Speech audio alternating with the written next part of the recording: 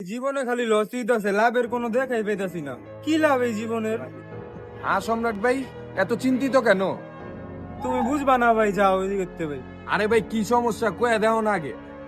এত কষ্ট করতেছি, এত সময় দিতেছি, তারপরও খালি ক্ষতি আর ক্ষতি হইতেছে। আচ্ছা তাহলে তুমি একটা কাম করো, আমি তোমার 1 কোটি টাকা দিই, তুমি তোমার 2টা হাত আমারে দিয়া দাও।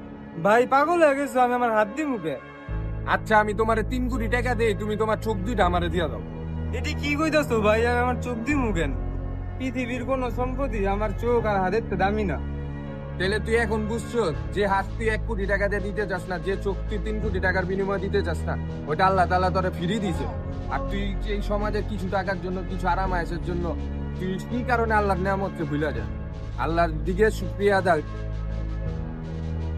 হ ভাই, মনে হয় তোমার কথা ঠিকই আছে, কারণ এতদিন আমি যা হারাইছি তা নিয়ে টেনশন করতেছিলাম, অথচ আল্লাহ আমার এত দামি দামি জিনিস দিয়ে রাখছে, এটা নিয়ে আমি কোনো সময় শুক্রিয়া আদায় করিনি।